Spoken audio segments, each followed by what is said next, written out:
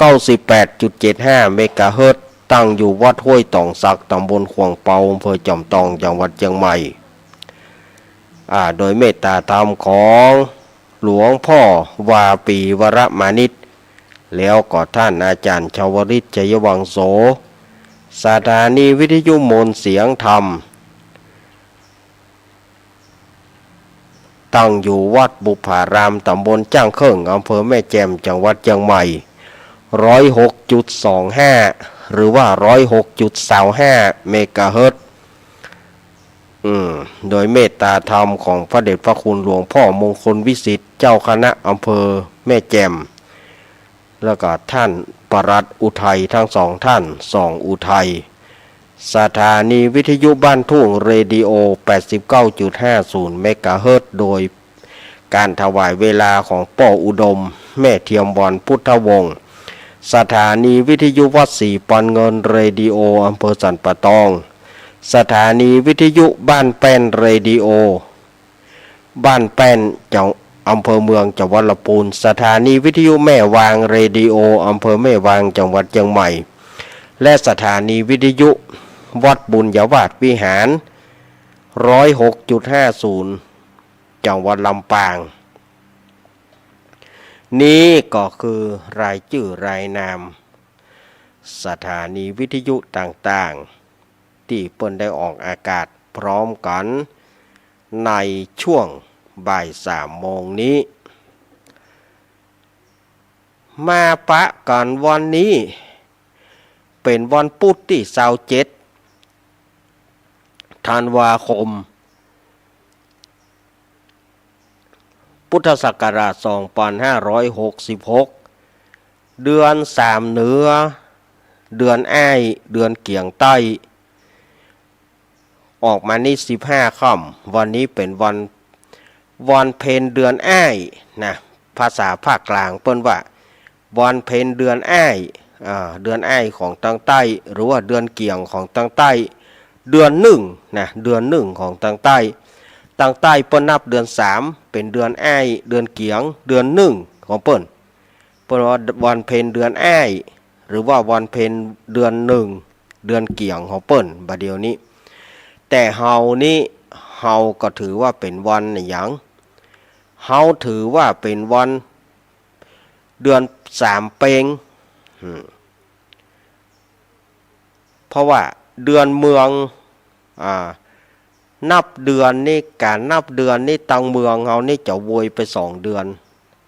วยไป2 เดือนบ่ได้เดือน3เปิ้นกำลังเป็นเดือนเกียงเดือน1นะของเฮาไปละเดือน3มันก็แตกต่างกันไปแตกต่างกันวันนี้เป็นวันเพ็ญปุตเป็นเปิ้นเรียกว่าเป็นวันมหาอุปคุตศรัทธาญาติโยมก็คงจะได้ทำบุญตักบาตรกันเมื่อเที่ยงคืนนี้หลายวัดหลายวาเนาะเปิ้นก็คงจะมีการทำบุญตักบาตรกันโอ้นักหนาปาป้านอุ่นหนาฝาข้างบ่ได้ทำบุญทำทานกันในวันนี้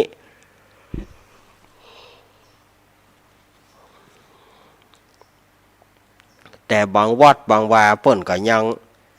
เมื่อเจ้าเปิ้นก็ยังไปส่งเข้าวัดอยู่เปิ้นก็ยังไปสาเข้าวัดไปส่งเข้าวัดไปฮับศีลฮับปอนอยู่แต่บางวัดเปิ้นก็บางบ้านเปิ้นก็ลวดเดียวนะตู้เจ้ามาใส่บาตรแล้วก็มาละวัดเนาะตู้เจ้าเปิ้นมาใส่บาตรแล้วก็เปิ้นมากุมบาตรแล้วก็มาละวัดลวดเดียวหั่นนะก็แล้วแต่หิดบ้านหิดเมืองหิดแต่ละบ้านแต่ละจองอาตมาภาพก็ขออนุโมทนาบุญกับทุกท่าน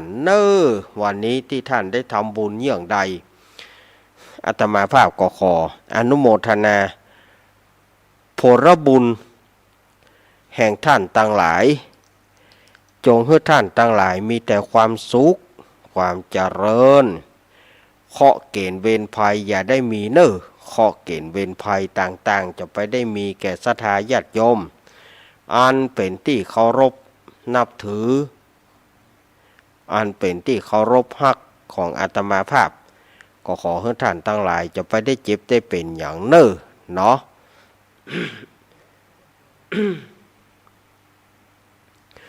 เมื่อมาปะกันวันนี้ก็จะได้อู้กันวันนี้ก็จะได้นำเอาสาระต่างๆมาอู้มาจ๋าวันนี้ก็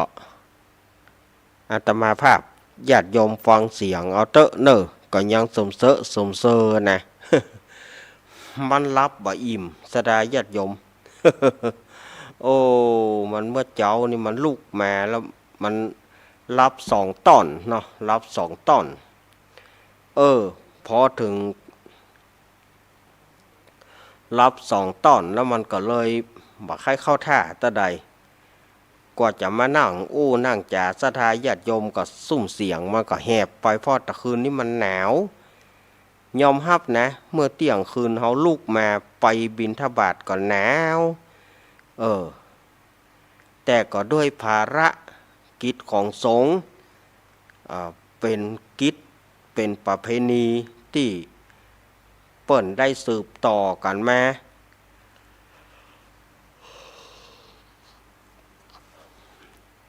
เปิ้นก็เชื่อกันว่าพระอุปคุตเปิ้นมาตักบาตรเปิ้นมากุมบาตรเปิ้นมาบิณฑบาตเปิ้นก็เลยปากันมาใส่บาตรญาติปกกันเฮือศรัทธาญาติโยมมันได้อานิสงส์นักได้อานิสงส์หลายตามแบบที่เปิ้นได้เล่าเอาไว้ที่อาตมาได้เอามาเล่าว่าความเป็นมาของพระอุปคุตเป็นจะใดเปิ้นอยู่สะดือทะเลปูนนะแต่ว่าพญามารเนี่ยจะมายุ่งงานของพระเจ้าอโศกเนาะอันนี้ก็สรุปเพื่อนะสรุปเพื่อโดยง่ายเปิ้นจะพญามารนี่ก็จะมายุ่งงานของพระเจ้าอโศกพระเจ้าอโศกเปิ้นจะจัดปล่อยหลวงพญามารนี่ก็แน่จะให้มันยุ่งแน่จะให้มันตั้งแต่มีการย่อมตีนกันขึ้นมีการย่อมตีนกันขึ้นมีการจะให้เดือดเนื้อฮ้อนใจจะให้เป็นฟ้าเป็นฝนจะให้เป็นพายุลมหลวงต่างๆจะให้เขาตีกันพญามารจะโดนใจให้เขาตีกันกะอย่างกะจนต้องไปอาราธนาพระอุปคุตซึ่งเปิ้นอยู่ในสะดือทะเลนั้นมากำราบมากำราบเมื่อพญามารมากำราบแล้วเมื่อพระมหาอุปคุตมากำราบพญามารแล้วก็จึงมีการแห่แต่นแต่กันเรียกว่าจำลองพระอุปคุตตั้งแต่นั้นไปต้นมาอันนี้ก็แจ้งกับศรัทธาญาติโยมตั้งหลายมันมาอย่างอีเนอตำนานบักเก่าบักหลังตำนานเจนกุกเจนกุยเปิ้นได้เล่าให้ลูกให้หลานฟังสืบก่อนแม่ก็เอามาเป็นเรียกว่าเอามาอู้มาจ่าศรัทธาญาติโยมเกี่ยวกับวันอุปคุตวันนี้ก็ทุกวัดทุกวาละก้าเนาะในเมืองเหนือล้านนาเขานี่นะน่าจะเป็นทุกวัดทุกวาที่เปิ่นออกบิณฑบาตกันบางวัดบางวาก็อาจจะใส่บาตรที่ในวัดเลยบางวัดบางวาเปิ่นก็ออกไปนอกพื้นที่ออกไปนอกพื้นที่ออกไปนอกวัดนอกวาบางวัดบางวาเปิ้นก็อาจจะตานที่ในวัดท่านเลยก็แล้วแต่ แล้วแต่เปิ้นเนาะเปิ้นก็มีพระมหาอุปคุตพระเจ้าพระอุปคุตเปิ้นก็จะมีแห่ไปนำไปทางหน้าก่อนเป็นป้อใหญ่หรอพระอุปคุตเป็นป้อใหญ่แล้วก็ติดตามไปด้วยพระสงฆ์องค์เนนบิณฑบาตกันในวันนี้ อนุโมทนาบุญเนอ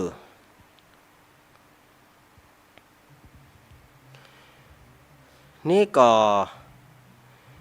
จะได้นำเอาสาระต่างๆเอามาเล่าให้ศรัทธาญาติโยมทั้งหลายได้ฟังกันในวันนี้ก็เรื่องเก่าเอามาเล่าใหม่ดีกว่าเนาะศรัทธาญาติโยมเรื่องเก่าเอามาเล่าใหม่วันนี้ก็คือเป็นเรื่องธรรมบาลกุมารธรรมบาลนี้บัดใจธรรมบาลที่เกี่ยวข้องกับการพนันเมื่อปีใหม่สังขารล่องบัดใจแต่จะอยู่ในธรรมพื้นเมืองเรื่องไม้เจ็ดกฎไม้เจ็ดกฎ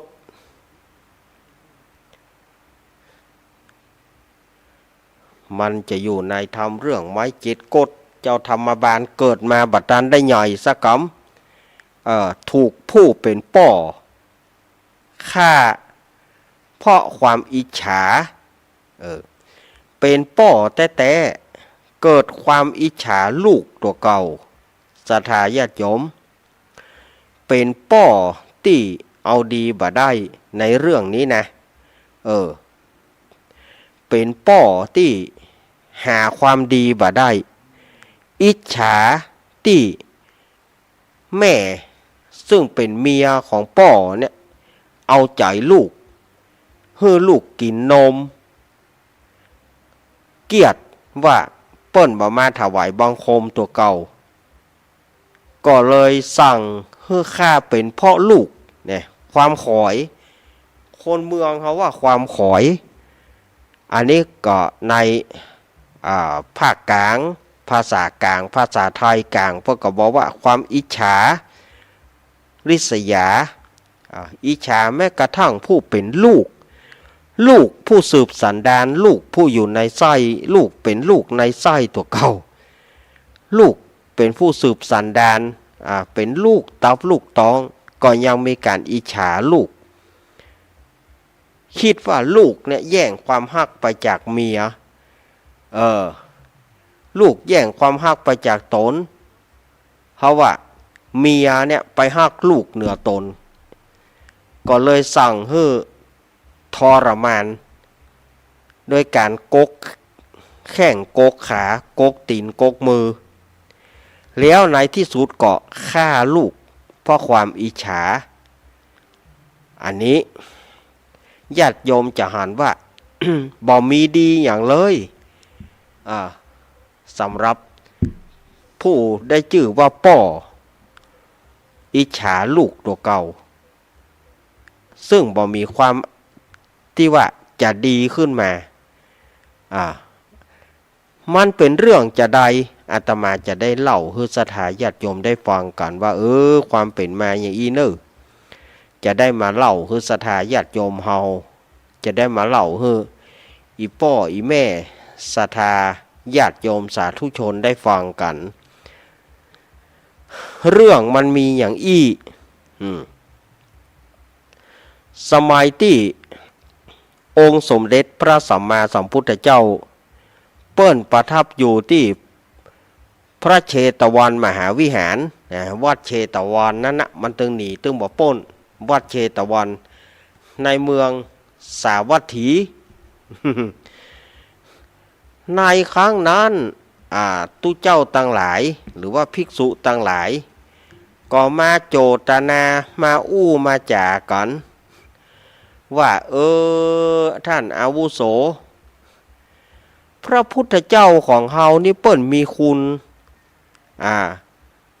ไผก็มานับถือพระพุทธเจ้าเทวบุตรเทวดาก็มานับถือพระพุทธเจ้าคนทั่วบ้านล้านนาคนทั่วแคว้นทั่วแดนก็ปากันมาไหว้พระพุทธเจ้าแต่เป็นฉันใดพระเทวทัตหรือว่าพระเทวทัตปองก็จะฆ่าพระพุทธเจ้าแน่ก็จะฆ่าพระพุทธเจ้ามันเป็นอย่างใดตุเจ้าทั้งหลายก็ได้โจตนา ได้เล่าอู้กันในธรรมสภาเพื่อจะให้พระพุทธเจ้าเทศน์ให้ฟังยามนั้นองค์สมเด็จพระสัมมาสัมพุทธเจ้าเปิ้นก็ประทับอยู่ที่พระคันธกุฏิเปิ้นก็ได้ฟังตู้เจ้าทั้งหลายอู้กันได้เวลาบ่ายนะได้เวลาบ่ายได้เวลาที่จะมาพระพุทธเจ้าบอกว่าได้เวลาที่จะได้เทศนาธรรมเพื่อกับภิกษุทั้งหลายแล้วก็พุทธบริษัททั้งหลายแล้วองค์สมเด็จพระสัมมาสัมพุทธเจ้าเปิ้นก็เสด็จลงมาจากพระคันธกุฏิลงมาจากโฮงหนองบ้านเฮาฮ้องว่าโฮงเมื่อลงมาจากโฮงหรือว่าพระคันธกุฏิเปิ้นก็ขึ้นไปนั่งเหนือแต้นเกี้ยวตู้เจ้าทั้งหลายก็เงียบตู้เจ้าทั้งหลายก็บ่อู้บ่จาละยามนั้นองค์สมเด็จพระสัมมาสัมพุทธเจ้าของเฮาเปิ้นก็ได้ถามว่าภิกษุทั้งหลายตะกี้ท่านเขาอู้กันเรื่องหยังอย่างใดว่าหานเฮามาแล้วยังบ่อู้ตู้เจ้าทั้งหลายก็เกี่ยงกันเลย เกี่ยงกันบ่อู้บ่จ๋าทีนี้ก็มีตู้เจ้ารูปหนึ่งยกมือขึ้นพันเตข้าแด่องค์สมเด็จพระสัมมาสัมพุทธเจ้าก้าวกระผมเขาอู้เรื่องพระคุณของพระองค์ว่ามีคุณต่อโลกตั้งหลายเป็นครูแก่โลกตั้งสาม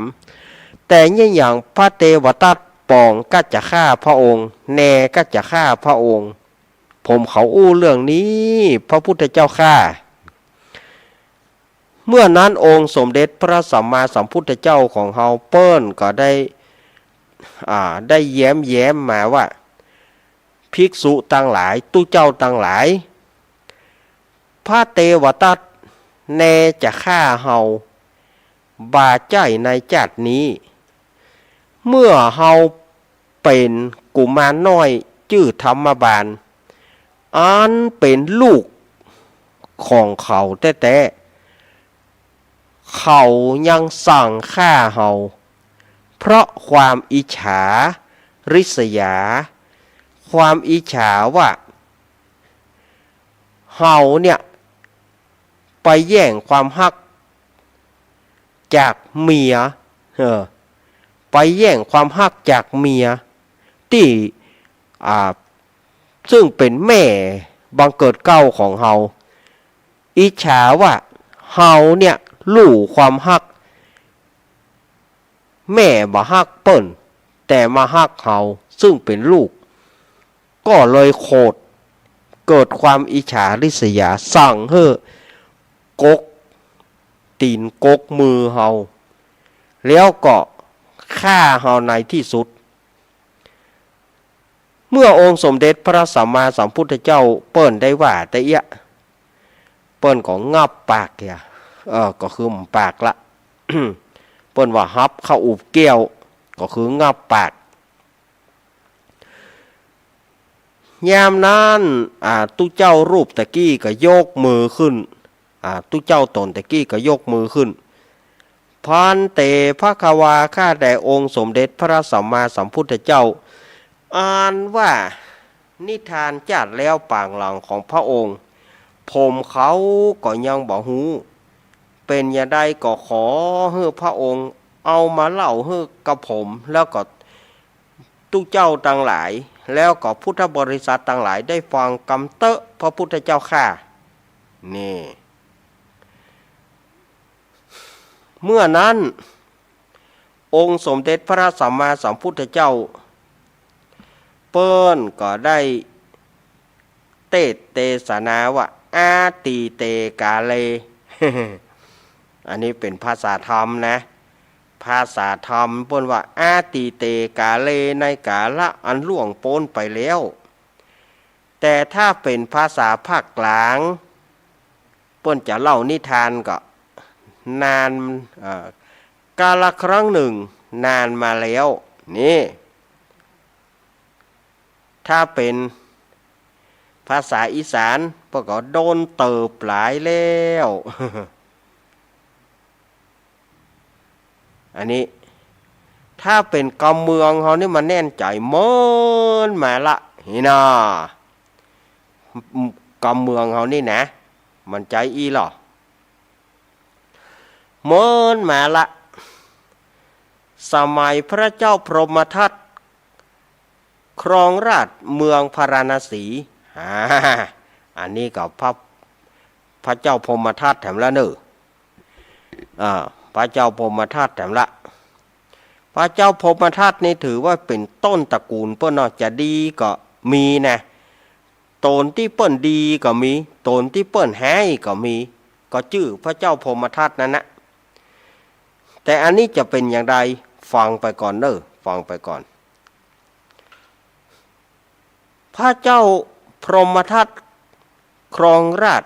เมืองพาราณสีแต่ว่าพระเจ้าพรหมทัตองค์นี้มีใจที่หยาบช้ามีใจเกียจมีใจโคตรมีใจอิจฉาริษยามีใจที่ว่าโหดเหี้ยมอำมหิตข่มเหงไพร่ฟ้าประชาชนกดขี่เจ้าบ้านเจ้าเมืองถ้าจะเอาอย่างก็คือเอาให้ได้มาได้ก็สั่งฆ่าเปิ้นนี่อันนี้เปิ้นว่าอีแล้วก็พระเจ้าพรหมทัตเนี่ยก็มีพระชายานะมีพระชายาองค์หนึ่งเป็นพระเทวีของเปิ้น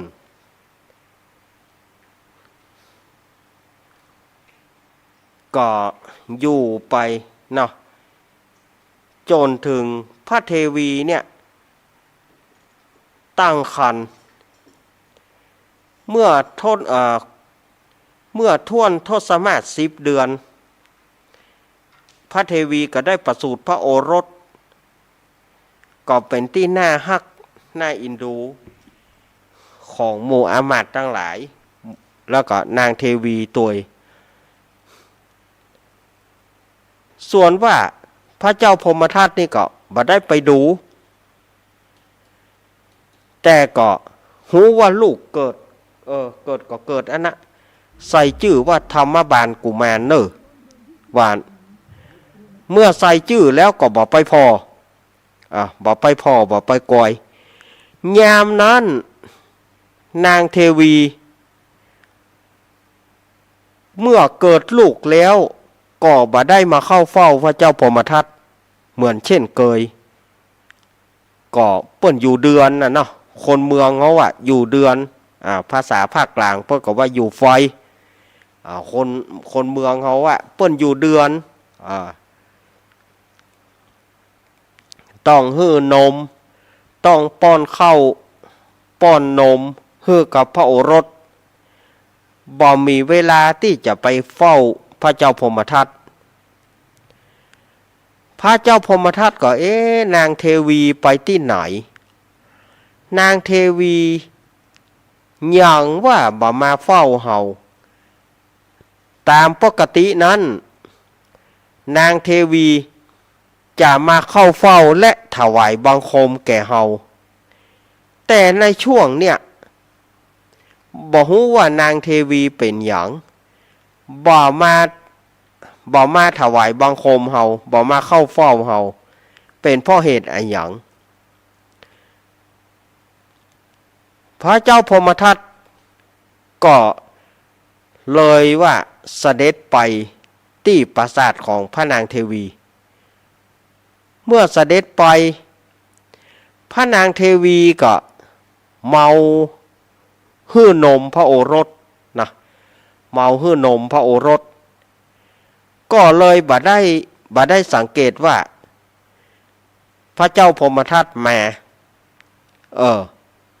บ่ได้สังเกตบ่ได้หันเมาอุ้มลูกพระเจ้าพรหมทัตก็ว่านางเทวีอย่างเพิกเฉยขนาดเฮามานี่ยังบ่ถวายบังคม ระเจ้าพรหมทัตนี่ก็เลยทอดพระเนตรพอไปโอ้เป็นว่ามันมีลูกกำลังหื้อนมลูกมันโทโทโทโทมันจะมาแย่งความฮักจากพระเทวีไปจากเฮารู้นี่จากนั้นน่ะพระเทวีก็จะมัวกับลูกตะอันบ่ฮักเฮาเอาความฮักไปให้ลูกหมดแย่งความฮักของพระเทวีไปแล้วไอ้ลูกเวรลูกกรรมอันนี้คือความเป็นป่อนะอิจฉาลูกไอ้ลูกเวรลูกกรรมไอ้ลูกระยำต่ำช้าสิ้นดีโอ้มันจะแย่งความฮักพระเทวีไปจากเฮาพระเทวีเนี่ยปกติเวลาหันเฮาจะเข้ามาถวายบังคมอันนี้บ่ยอมมาถวายบังคมเป็นเพราะว่าเมากับลูกมันเลี้ยงลูกมันแม่เป็นเจ้าเป็นนาย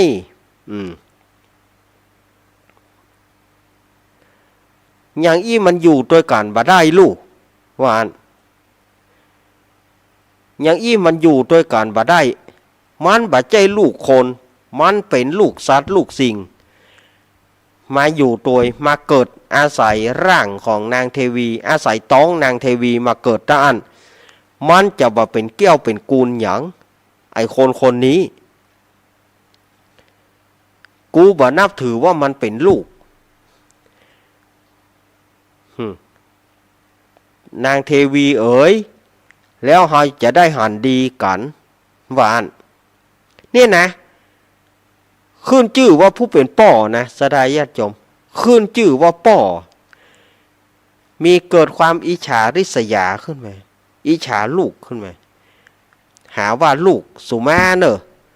ลูกไปกินนมหาว่าเมียเฮาบ่ฮื้อเมียเฮาในปัจจุบันนี้สนใจกับลูกเอานมให้ลูกกินเอาไออุ่นในตัวไปให้แก่ลูกมันแย่งความฮักไปจากเฮาฉะนั้นเอาไว้บ่ได้ต้องกำจัดวานพระเจ้าพรหมทัตก็บ่ปากลงมาถึงปราสาทตัวเก่าก็กึดโคตรก็เลยใจเสนาอมาตย์บอกว่าอมาตย์เฮ้ยสู่เขาจงไปยับไอ้ลูกของนางเทวีเนี่ยซึ่งเป็นลูกผีบ่ใช่ลูกคนเป็นลูกผีเอามากำเหรอกูจะฆ่ามันยับมาฆ่าต่อหน้ากูนี่มันแย่งความฮักพระเทวีไปจากกูมันบ่ได้ชื่อว่าลูกกูเอามาไปยับเอามาวานยามนั้นเสนาอมาตย์ตั้งหลายสมัยก่อนนั้นเจ้าใจเนาะอย่างที่อาตมาเคยว่าเจ้าใจเจ้ามีอำนาจเหนือกว่าอย่างอื่นเจ้าว่าหายเป็นหายเจ้าว่าดีเป็นดีเจ้าว่าผีเป็นผีว่าคนเป็นคนเจ้าว่าฆ่าคนก็ต้องฆ่าจะบริสุทธิ์หรือว่าบ่บริสุทธิ์ก็จ้างในเมื่อเจ้าสั่งแล้วจะต้องเป็นอย่างนั้นนะสถาญาติโยมเอ๋ยนี่ก็เหมือนกันพระเจ้าพรหมทัตสั่งให้อมาตย์ทั้งหลายไปยับพระโอรสซึ่งบ่ฮู้อย่างเลยพระโอรสยังบ่ถึงเดือนเลยเสนาอมาตย์ก็ขึ้นปราสาทของพระนางเทวีไปลุบพระเทวีก็ถามว่าสู่เขามาเนี่ยอย่างจะมายับพระโอรสไปถวายพระเจ้าพรหมทัตบัดเดี๋ยวนี้พระเจ้าพรหมทัตทรงกลิ้วมากเพราะว่าพระเทวีเพิกเฉยต่อพระองค์บัดเดี๋ยวนี้เปิ้นจะยับพระโอรสน้อยไปฆ่า ขอพระโอรสเฮือแก่หม่อมฉันเขาเตอะพระเจ้าค่ะยามนั้นนางเทวีก็บอกเฮาเฮือบ่ได้ลูกของเฮาแต่ว่าเขาตั้งหลายก็ลู่ดิบลู่แดงพระโอรสธรรมบาลก็ให้ไว้เขาเมื่อได้ตัวพระโอรสน้อยแล้วก็ยับไปอุ้มไปนางเทวีก็หล่นตัวจะไปเอาลูกเขาไปจะไปเอาลูกเขาไปความฮักของแม่เนาะหล่นตัวลูกไปถึงปราสาทแล้วก็ไปไหว้พระเจ้าพรหมทัตบอกข้าเสด็จปี่นี่อย่างเสด็จปี่ต้องทำอย่างอี้คนเนี่ยมันเป็นไผไอ้น้อยเนี่ยก็คือลูกเฮาถ้าเสด็จปี่บ่พอใจก็ขอให้ลงโทษหม่อมฉันดีกว่าเพคะบ่ต้องไปลงโทษกับไอ้น้อยซึ่งไอ้น้อยเนี่ยบ่มีสิทธิ์ที่จะหูจะหยังเสด็จปี่กึดไปคนเดียวม่อมฉันบ่ต้านหารว่าเสด็จปี่แม่ม่อมฉันก็เมาหื้อนมลูกแต่เนี่ยอย่างเล่าเสด็จปี่อิจฉาริษยาแม้กระทั่งลูกทีเดียวกาขอเสด็จปี่จะไปเนี่ยอย่างให้ลูกเตอเพคะพระเจ้าพรหมทัตบ่ปากตึงบ่ปากกับนางเทวีแล้วก็สร้างคนตั้งหลายกกแข้งเบื้องขวามันกกแข้งเบื้องขวามันหมู่ทหารตั้งหลายก็เอามีดกกแขนพระโอรสธรรมบาลพระโอรสธรรมบาลให้ไว้พระเทวีก็หล่นเข้าไปหวบลูกทางที่เป็นเลือดเลือดนี่บัดท่าอ่านนะปุ่งกวักเลือดนี่มันต้องบัดท่าอ่านละ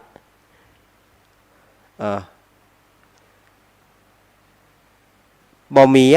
ตัวพระเทวีเปียะไปด้วยเลือดพระเทวีเขาเข้าอุ้มลูกแล้วก็ขอชีวิตลูกบอกขอเสด็จปี่จงฆ่าหม่อมฉันเตอะจะไปฆ่าลูกบ่ฮู้อะไรหยังแล้วไปหน้าเสด็จปี่แก่ตัวมาภัยจะมาพอไปหน้าก็ลูกเนี่ยจะมาพอขอเสด็จปี่จะไปเนี่ยหยังให้ลูกเตอะเพคะถ้าจะพิษก็หม่อมฉันเป็นคนพิษแต่ว่าพระเจ้าพรหมทัตบาสนใจพระเจ้าพรหมทัตบาสนใจแม้นว่าพระเทวีจะอู้อย่างใดก็จ้างก็ทำหูทวนลมเหียบ่อู้แล้วก็สั่งให้หมู่เสนาอมาตย์ตั้งหลายแขนเบื้องซ้ายมันปูดแล้วแขนเบื้องขวามันปูดแล้วฟันแขนซ้ายมันกกแขนซ้ายมันหมู่เสนาอมาตย์ก็จึงกกแขนพระโอรสแหมข้างหนึ่งพระโอรสนั้นพระโอรสธรรมบาลก็ให้ไว้เพราะความเจ็บปวดพระเทวีนางเทวีก็เข้าไปอุ้มเมียตัวมีก้าเลือดตัวมีก้าเลือดแล้วก็อ้อนวอนขอพระเจ้าพรหมทัตขอจะไปเยี่ยให้ลูกบ่ฮู้เรื่องฮู้ราวแต่พระเจ้าพรหมทัตกลับทำหูทวนลมบาสนแต่ตอนเนี้ยกูจะต้องฆ่าไอตัวยักษ์ไอตัวมารฆ่าไอตัวมารนี่ให้ได้ก่อนแต่ก่อนที่กูจะฆ่าขอให้กูได้ทรมานให้สะใจกันเมื่อกกแขนขวาแขนซ้ายแล้วก็กกแข้งขวามันแถมสั่งให้กกแข้งขวามันแถมเขาก็กกแข้งขวาของพระโอรสธรรมบาลมีกลายไปแข้งกุดไปเลยสถานญาติโยมอันนี้เหลือผู้เป็นป่อเนาะเนี่ยกาผู้เป็นป่อเรื่องนี้นะความจริงถ้าญาติโยมบอกขอมาเขาจะบ่เล่าไปแล้วมันเป็นที่สลดใจเล่าไปแล้วมันเป็นที่โคตรสถานญาติโยมเล่าไปแล้วนี่มันชวนให้โคตรและสลดใจเป็นเรื่องที่น่าเศร้า ป่อผู้ขึ้นชื่อว่าป่อทำได้กระทั่งลูกในไส้ของตัวเก่าเลยเหรอลูกตับลูกท้องตัวเก่าฆ่าได้ลูกกับตัวเก่าที่ตัวเก่าเฮือกกำเนิดมันมาเนาะถ้าป่นบ่ขออาตมาบอกมาเล่านะแต่นี่ญาติโยมป่นขอพระเทวีก็ขอแถมจะไปเงี้ยแหมเตอลูกมันแบบใจหูเรื่องอย่างแต่พระเจ้าพรหมทัตประสนแข้งซ้ายมันปุดแล้วกกแข้งขวาแข้งขวามันปุดแล้วกกแข้งซ้ายมันแถมเขาก็เลยกกแข้งซ้ายของพระโอรสธรรมบาลโอ้น่าอินดูละอ่อนผู้บริสุทธิ์ละอ่อนผู้บริสุทธิ์ให้ไวแต่พระเจ้าพรหมทัตหาได้อินดูลูกไม่ดูเหมือนเป็นของเล่นดูเหมือนเป็นของดูเหมือนเป็นสัตว์เป็นสิ่งสัตว์สิ่งหิ่งห้อยในสถานญาติโยมเฮาบุบมันห้องใจห้องวายเฮาก็ยังกึดอินดูเนาะเฮาก็ยังกึดอินดูสังเวชใจเหมือนกันเมื่อมันโดนไม้บอกว่าจะเป็นแม่เป็นอย่างกระจ่างเถอะเฮาบุบเฮาเคียนมันฮ้องส่งเสียงฮ้องเฮาก็กึดสังเวชใจแต่อันนี้คนแล้วได้ชื่อว่าเป็นลูกแต่ว่าพระเจ้าพรหมทัตประสนเมื่อกกแข้งขวาแข้งซ้ายแล้วก็ยังสั่งให้คนทั้งหลายเอามีดกกคอมันตัดคอมันแล้วก็พาเอาตับไตไส้พุงมันเอาไปจี่ไปปิ้งเฮือกำกูจะกินกับเหล้ากูจะกินกับเหล้าส่วนที่เหลือจากนั้นเอาไปขว้างเหี่ยไก่จะไปเอาไว้นี่ว่าอันหมู่เสนามาตรเพชฌฆาตทั้งหลายก็ปากันโกกคอนะตัดคอพระโอรสธรรมบาลชุบกำนั้นไปมีพระนางเทวีอกแตกหัวอกสลายแตกทันทีตายทันทีเพราะว่าวีท้องสุดเสียงแล้วก็เสี่ยงใจอกแตกตายทันทีสถานญาติโยมเมื่อพระเทวีตายพระเจ้าพรหมทัตบาสนใจอย่างทั้งสิ้นก็ใจอมาตย์ทั้งหลายผ่าศพของพระโอรสแล้วเอาตับไตไส้พุงต่างๆเพื่อไปปิ้งแน่ก็จะเอากินกับเหล้าส่วนที่เป็นเนื้อเป็นตัวอย่างนั้นก็เพื่อเอาไปขว้างไก่จะไปเอาไว้นี่กูจะกินแค่ตับไตไส้พุงมันเอาไปปิ้งโวยแล้วเอาเหล้ามาตวยพระเจ้าพรหมทัตนี่ก็สนุกสนานที่จะกินเหล้ากับเครื่องในของลูกดูมันเป็นเปรตนรกมาเกิดนะสถานญาติโยมใครจะว่าอย่างก็ได้ก็ตามอาตมาจะว่ามันเป็นเปรตเป็นนรกส่งมาเกิดแต่นะพระเจ้าพรหมทัตองค์นี้นะไผ่ฟังและจะโคตรก็ตามเตอะอาตมาจะว่านรกส่งมาเกิดชัด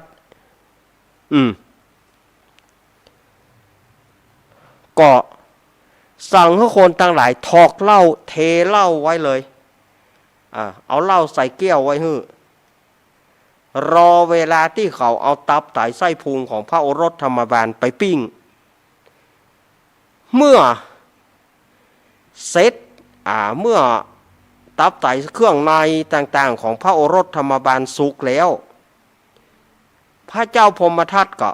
ตั้งใจจะกินกำลังซดเหล้าไปได้กำหนึ่งซดเหล้าไปได้พึกหนึ่งอึกหนึ่งปรากฏว่าแผ่นดินอันหนาสังขยาได้ว่า240,000 โยชน์แ ผ่นดินนั้นบ่อาจที่จะรับคนชั่วอย่างพระเจ้าพรหมทัตได้แผ่นดินก็จึงยูประสาททื่อโครงเคลงไปยูประสาททื่อไหวยวบยับกลายเป็นแผ่นดินไหวพระเจ้าพรหมทัตก็โหอย่างใดนี่อ่ะเมียเล่าคว่ำไปหมดโอ้ยอย่างนี่บ่ได้เกิดอะไรอย่างขึ้นเนี่ยในที่สุดแผ่นดินก็ไหวจนแป้นประสาทแต้นที่นั่งนั่นนะแต้นที่นั่งของพระเจ้าพรหมทัตเนี่ยล่มแต้นที่นั่งเรียกว่าลาดบัลลังก์เนาะลาดบัลลังก์ของพระเจ้าพรหมทัตล่มเมื่อล่มลงแป้นปราสาทแป้นที่ปูปราสาทนั้นก็แตกแยกสลายแตกแยกกันเอาพระเจ้าพรหมทัตตกเหนือพื้นดินแผ่นดินบ่อาจจะรับคนชั่วได้ก็แยกแยะจ้องงะจ้องเอาพระเจ้าพรหมทัตนั้นตกเอาพระเจ้าพรหมทัตนั้นตกลงปืนอเวจีมหานรกไฟไหม้อยู่ทุกคืนทุกวันเอาละสถาญาติโยมอันเนี้ยคือกรรมที่ได้ฆ่าหน่อโพธิสัตว์พระพุทธเจ้าเปิ้นก็บอกว่าเนี่ยภิกษุต่างหลายพระเทวทัตบ่ใจปองจะฆ่าเฮาในชาตินี้แน่จะฆ่าเฮาตั้งแต่ว่าขนาดเฮาเป็นลูกก็ยังกึดจะฆ่าเฮาแล้วก็ได้ฆ่าเฮาเพื่อจะเอาจีนมากินเพื่อความอิจฉาริษยาความอิจฉาว่าแม่ฮักเฮาบ่ฮักเปิ้นในที่สุดแผ่นดินก็งะจ้องเพื่อไปบังเกิดในอเวจีมหานรกเป็นเวลาหลายกับหลายกันแม้นมาเกิดกิจัดก็ยังไว้เวรเฮาแห่งอยู่นี่สถาญาติโยมอันนี้ก็คือใจความของเรื่องธรรมบาลกุมารซึ่งความอิจฉาริษยาของผู้ได้ชื่อว่าเป็นผู้บังเกิดเก้าป่อแต่บ่ใจป่อเลี้ยงบ่ใจป่อแน่แล้วเราจะนับภาษาหยังในชาตินี้ที่ว่าป่อฆ่าลูกหรือว่าลูกฆ่าป่อมันก็มีกันมาตั้งแต่บาลุกกุยมาละมันก็มีหลายกับหลายกันมาละมันก็สืบต่อกันจะว่าสังคมเสื่อมสังคมมันเสื่อมไปกาอย่างกามันก็บ่ใจมันก็บ่ใจมันก็มีนะสมัยก่อนก็มีเหมือนกันเนี่ยตะกี้ก็ได้ฟังข่าวมาเนาะตะกี้นะได้ฟังข่าวอันนั้นก็พิษกันกับลูกกับเมียซึ่งเมียเนี่ยมีลูกติดมาอยู่ตัวแล้วก็เมินเข้าเนี่ยเมียก็ลูกสาวอันเป็นลูกติดเมียนี่ก็ไปได้แฟนก็อยู่ด้วยกันนะอยู่ด้วยกันวันหนึ่งก็เกิดการพิษเถียงกัน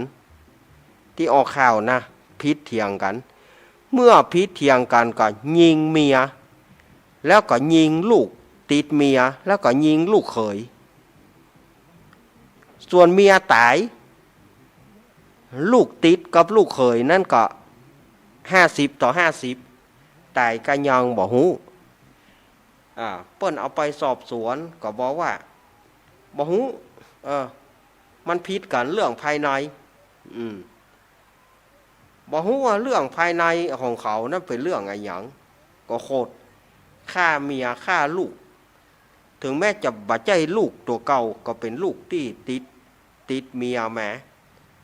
ก็ฆ่าอยู่แล้วรวมถึงลูกเขยตัวเนี่ยสถาญาติโยมปัจจุบันนี้เนาะเราจะหารว่าในโลกปัจจุบันนี้มันเปลี่ยนกันไป ฆ่ากันบ่เว้นแต่ละวัน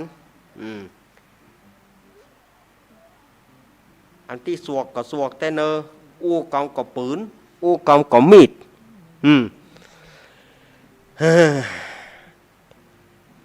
ตั้งเหนือเฮานี่ถือว่าดีที่สุดนะสถาญาติโยมภัยเกิดเมืองเหนือเฮาภายใต้ล้านนาของเฮานี่นะมันบ่มีที่ว่าฆ่า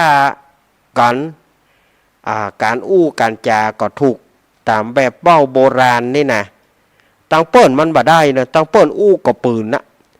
เจ้าบ้านอยู่ด้วยกันก็ปืนนะบ่มันยิงเฮาบ่เขายิงเฮาก็เฮายิงเขาบ่เฮายิงเขาก็เขาก็จะยิงเฮา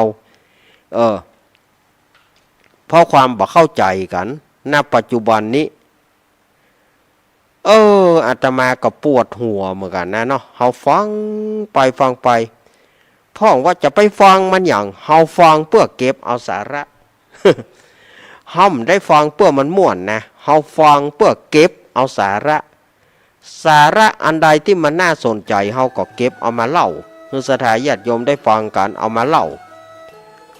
เกตเล็กเกตน้อยเอามาเล่าบ่ใช่ว่าเฮาจะเอามาเล่าจืดตึงหมดก็บ่ใช่เอามาถึงใจความเนี่ยเอามาให้ฟังว่ามันเป็นอย่างไรมันมีอย่างไรเนาะก็มันเป็นกรรมเป็นเวรของเขาถ้าอู้ถึงกรรมเวรนะเนาะสถาญาติโยมทุกอย่างมันเป็นกรรมเป็นเวรนะเฮาต้องพยาธิเฮาเป็นพยาธิเป็นโรคต่างๆก็กรรมนั่นนะแต่มันใจกรรมบ่เสี่ยง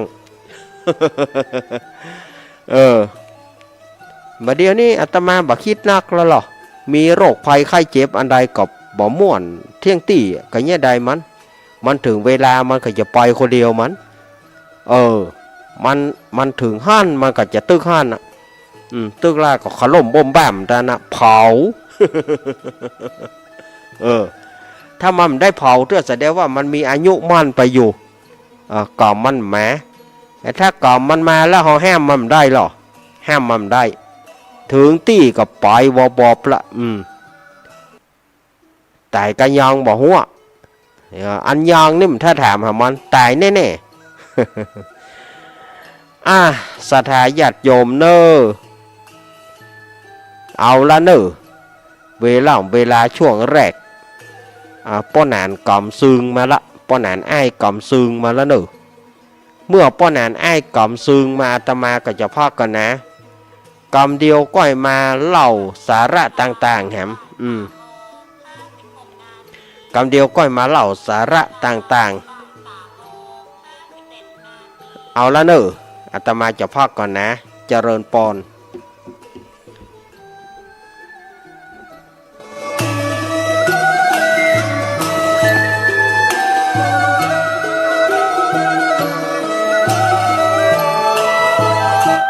ชีวิตมนุษย์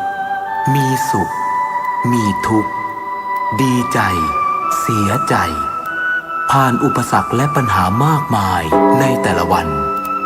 สงบนิ่งแล้วย้อนมองตัวเองวันนี้วันพระน้อมนำธรรมะสู่ชีวิตเตือนสติคนไทยทั้งชาติ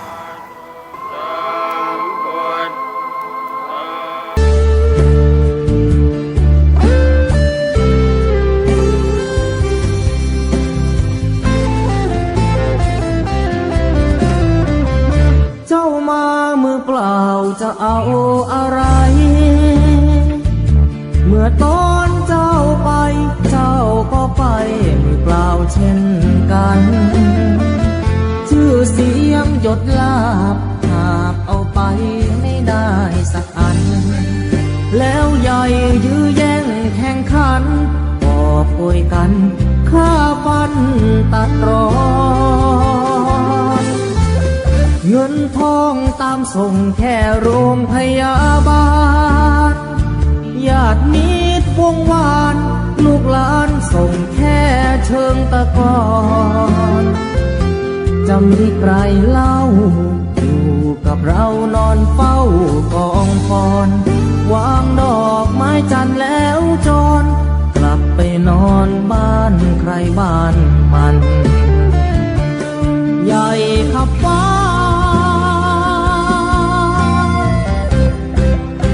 แต่ยังเล็กกว่าฟ้าลงตึกโตโอทงสุดท้ายนอนลงเหมือนกันไปไม่กลับหลับไม่ตื่นฟื้นไม่มีวันชีวิตหลังความตายนั้นนรกสวรรค์ยังรอบาปบุญดีชั่วติดตัวเมื่อตายเงินทองมากมายคนเอาไปไม่ได้หรอกนอร่างนอนแน่นิ่งไม่ไหวติ่งเหมือนดังต้นตอตราสังมัดแขนผู้คอไฟไหม้หงิกงอเป็นเท่าวีพง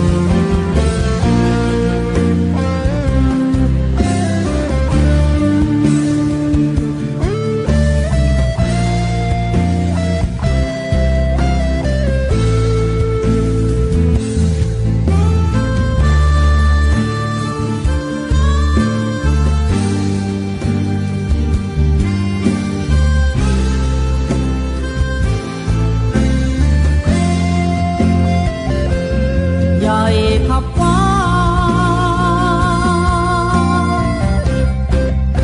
แต่ยังเล็กกว่าฟ้าลงตึกโตโอทงสุดท้ายนอนลงเหมือนกันไปไม่กลับหลับไม่ตื่นฟื้นไม่มีวันชีวิตหลังความตายนั้นนรกสวรรค์ยังรอบาปบุญดีชั่วติดตัวเมื่อตายเงินทองมากมายคนเอาไปไม่ได้หรอกนอร่างนอนแน่นิ่งไม่ไหวติ่งเหมือนดังต้นตอตราสังมัดแขนผู้คอไฟไหม้หงิกงอเป็นเท่าหุยผง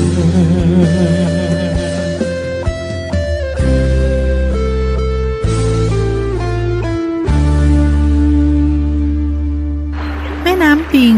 แหล่งน้ำสำคัญของชาวเจียงใหม่มาเป็นระยะเวลาเมินนานมาเดี๋ยวนี้มีการทิ้งขยะและน้ำเสีย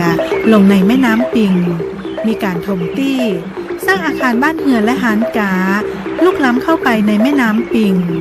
ถ้าหากปล่อยให้เป็นจะอี้ต่อไปจะเยี่ยให้แม่น้ำปิงเน่าเสียเจียงใหม่ก็จะประสบปัญหาขาดน้ำดื่มน้ำใจอย่างรุนแรงในที่สุดถ้าบ่อยากให้เป็นจะอี้ก็ควรร่วมกันจัดการทรัพยากรน้ำอนุรักษ์รักษาน้ำปิงให้มีคุณภาพดีบำรุงแม่น้ำปิงบำบัดน้ำเสียก่อนทิ้งมาทิ้งขยะลงในแม่น้ำปิงและใช้น้ำอย่างประหยัดเพื่อสายน้ำปิงสายน้ำแห่งชีวิตสนับสนุนโดยสำนักงานคณะอนุกรรมการลุ่มน้ำปิงตอนบนกินของฮ้อนใจจ้อนกลางล้างมือบ่อยๆช่วยป้องกันโรคลุตองอาหารที่มีกะทินมและไข่เป็นส่วนประกอบบ่ควรทำไว้ล่วงหน้าเกิน4ชั่วโมงเพราะเชื้อแบคทีเรียหรือไวรัสอาจปนเปื้อนอยู่กับอาหารทำให้บูดเสียได้ง่ายกินเสร็จก็เก็บใส่ตู้เย็นที่สำคัญห้ามกินอาหารสุกๆดิบๆหรือมีกลิ่นมีฟองเพราะเชื้อที่ปนเปื้อนจะแยกให้เมาหัวมีไข้เจ็บท้องและถ่ายอุจจาระออกมาเป็นน้ำ บางรายอาจรุนแรงถึงขั้นติดเชื้อในกระแสเลือดส่งผลกระทบต่อระบบประสาทเกิดอาการจักเป็นลมหรือรุนแรงถึงขั้นเสียชีวิตโดยเฉพาะละอ่อนและผู้สูงอายุหากเกิดอาการดังกล่าวให้ดื่มน้ำเกลือแร่ทันทีกินอาหารที่ย่อยง่ายและหากรุนแรงถึงขั้น5ถ่ายออกมาเป็นมูกเลือดมีไข้ให้ฟังป้าไปหาหมอทันทีหรือโทรสอบถามได้ที่กลุ่มสื่อสารความเสี่ยงและพัฒนาพฤติกรรมสุขภาพสำนักงานป้องกันควบคุมโรคที่1เจียงใหม่053-140-774-6หรือสายด่วน1422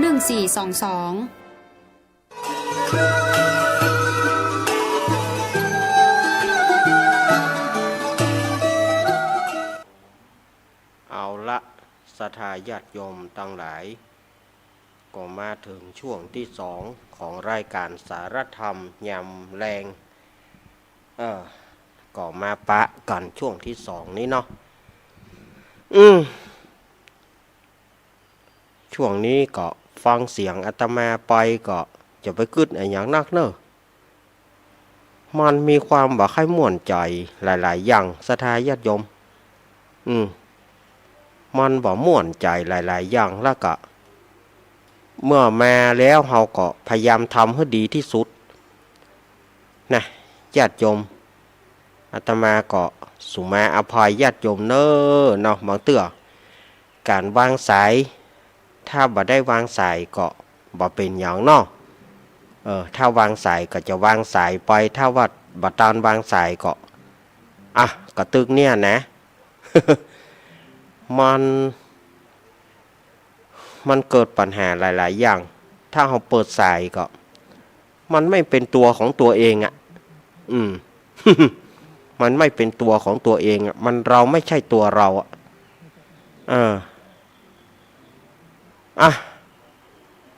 อาตมาก็จะเสนอสาระไปติ๊กๆเนอะวันนี้นะจะเสนอสาระไปติ๊กๆสาระก็ยังมีอยู่หลายๆอย่างเพื่อบ่ให้เป็นการเสียเวลาอันนี้ก็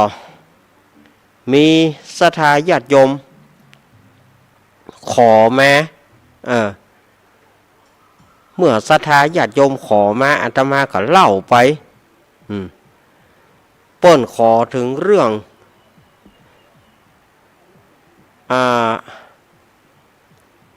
ถ้าเราจะอู้ก็คือกรรมสนองเนาะกรรมสนอง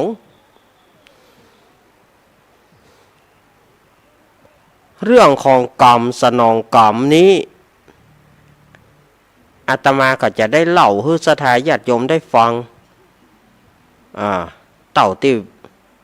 ที่มันก็อาจจะบ่พอยาวเท่าใดเดี๋ยวถ้ามันยาวอาตมาก็จะเอาเรื่องอื่นเข้ามาเอาให้มันปอกับเวลาที่มันมีอยู่เนาะ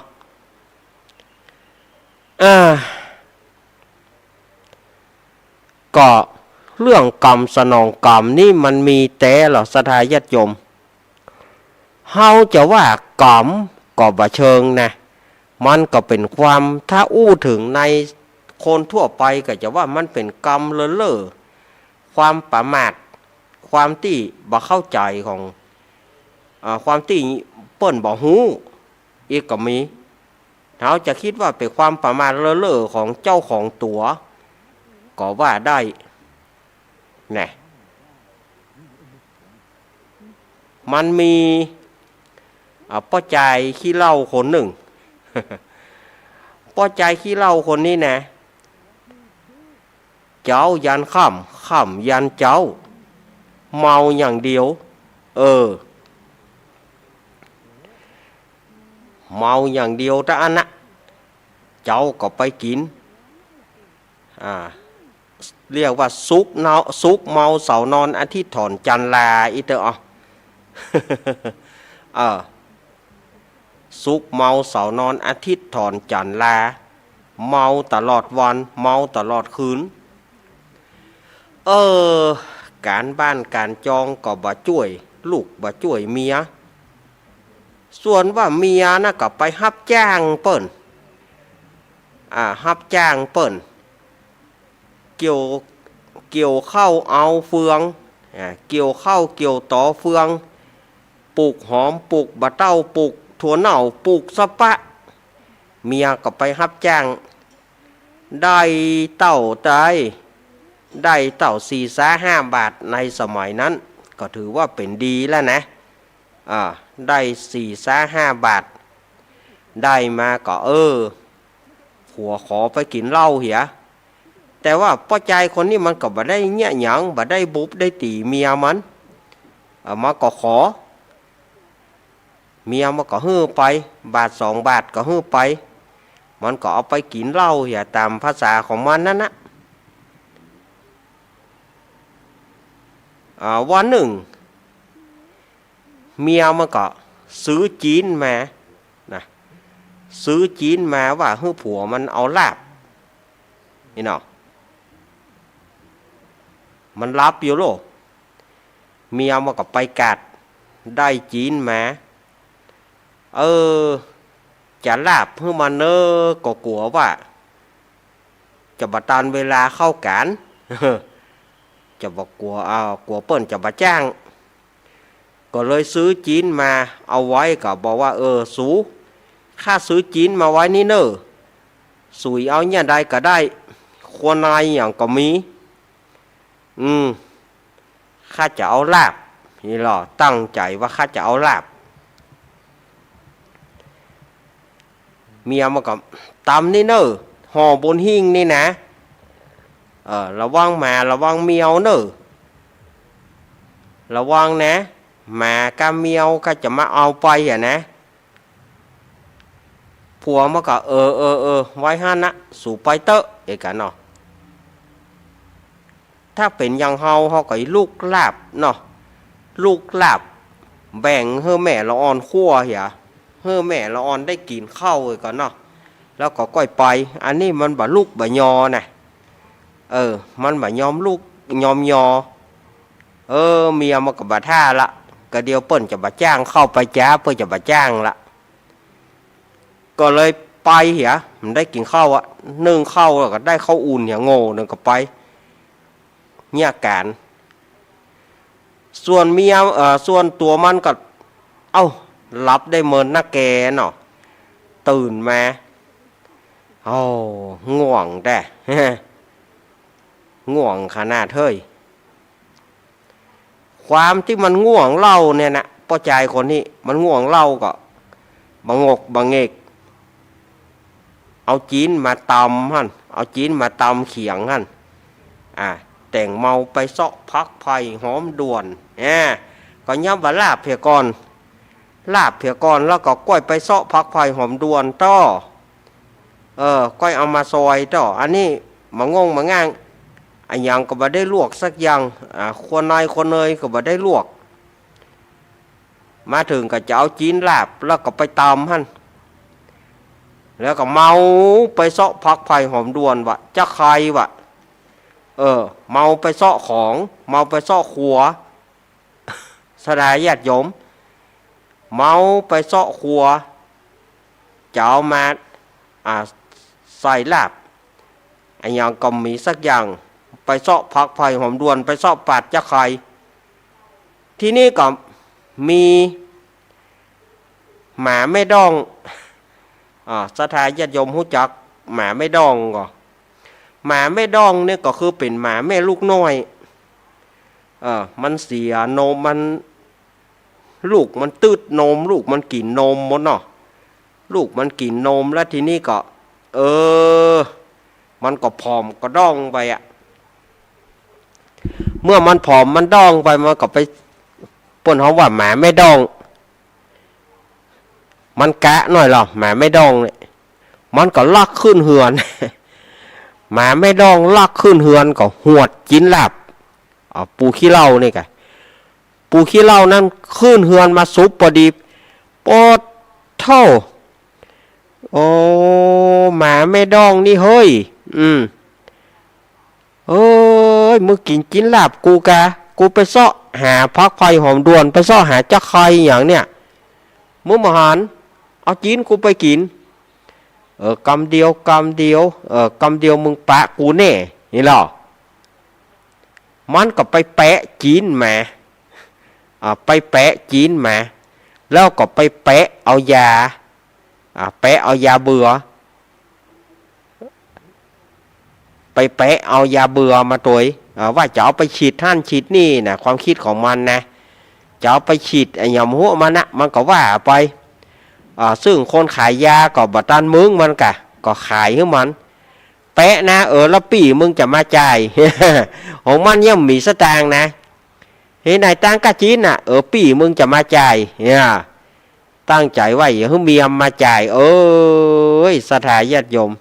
ตัวเก้าบ่มีปัญญาแล้วยังจะแปะอยู่นะแปะจีนแปะยาเบื่อได้เรียบร้อยกับ เอาจีนมาเอายาเบื่อเข้าศูนย์มึงกินกินลาบกูกะกำเดียวกะเดียวมึงกินนี่เนอะมานี่เนอะลูกเนอะ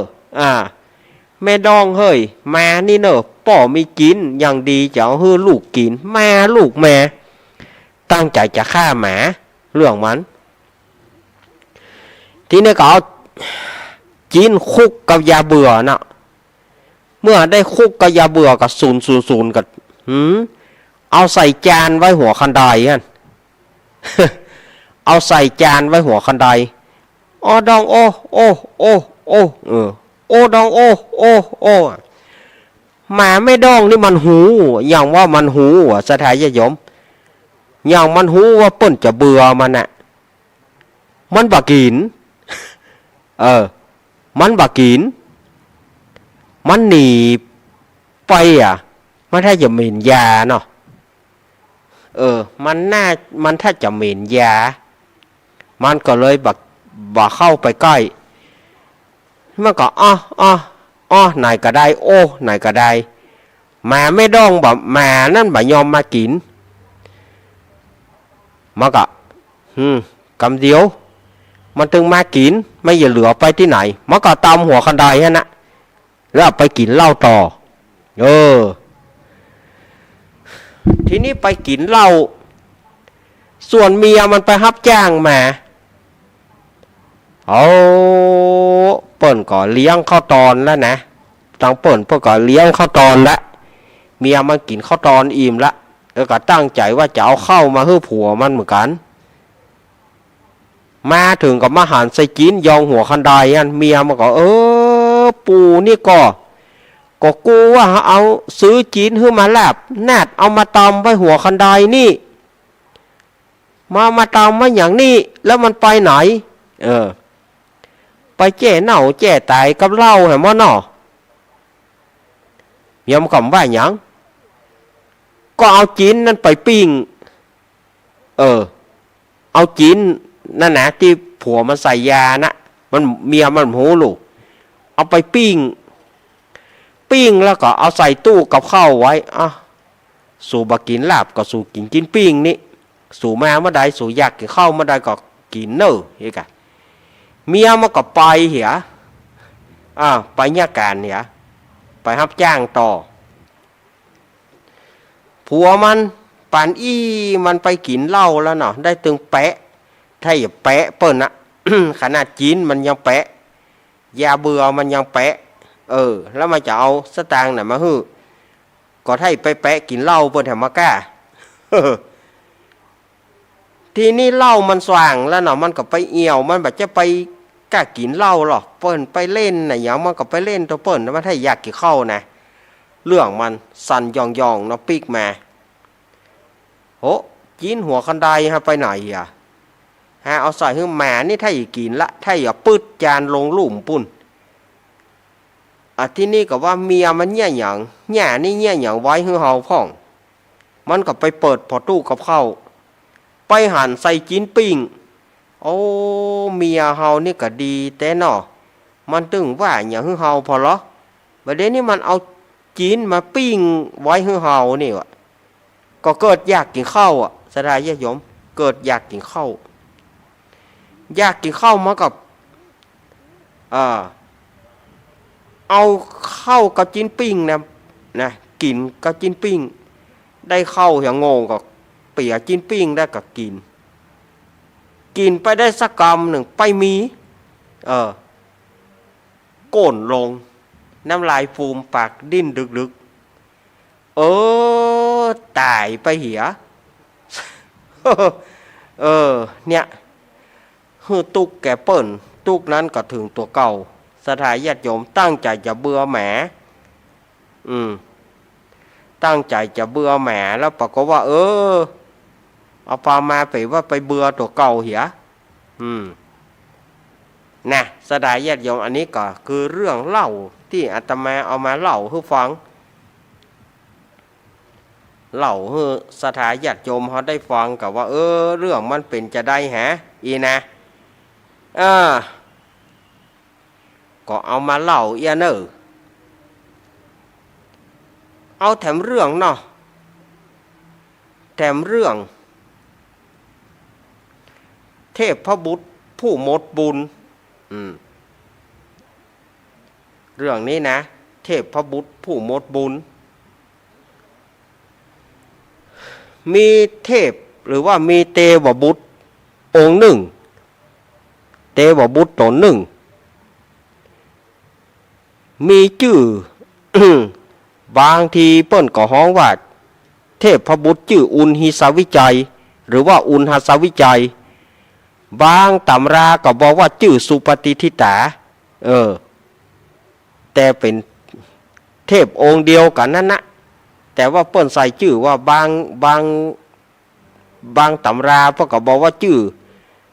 อุณหิสาวิจัยหรือว่าอุณหสาวิจัยบางตำราก็บอกว่าชื่อสุปฏิทิตาอันนี้ก็เป็นเรื่องเก่าเอามาเล่าใหม่นะเรื่องเก่ามาเล่าใหม่เนอะเทพพบุตรองค์นี้อยู่มาหลายปีดีดักแล้วหรออยู่บนสวรรค์ชั้นดาวดึงส์นี่นะอยู่มาหลายปีละก็บุญจะหมดวะสถาญาติโยมบุญกำลังจะหมดก็คือว่าเทวบุตรเทวดาก็มีการตายเหมือนกันหรอมีการตายเหมือนกันตายจากชั้นฟ้ามาเกิดเมืองโคนพ่องอย่างเงี้ยเหมือนคนเฮาอยู่บ่ได้ก็ต้องตายไปเกิดเทวบุตรองค์นี้ก็เหมือนกันเมื่อจะตายนิมิต5ประการนั่นก็เกิดขึ้นก็คือมีเหือไหลมีเหือไหล2 ปีกนี่แล้วก็เครื่องประดับเศร้าหมองมีลมหายใจฮ้อนมีเสียงอันแหบแล้วก็ดอกไม้เศร้าหมอง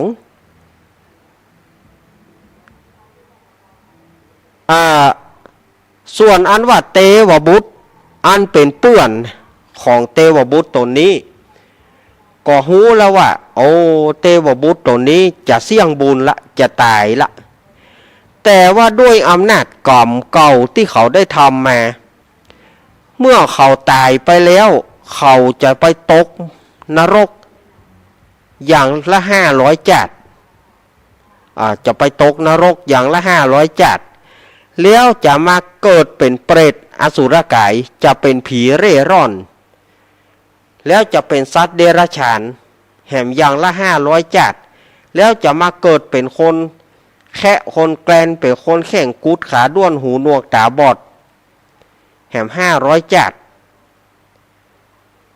เทวบุตรที่เป็นเปื้อนก็ไปหาเทพไปหาเทวบุตรตนที่จะเสี่ยงบุญนะไปหากันเลยบอกว่าโอ้ท่านหูตัวก่อนนี่หิหยังบาเดียวนี่นะท่านจะเสี่ยงบุญจากสวรรค์ละเนอะท่านจะเสี่ยงบุญจากสวรรค์ละ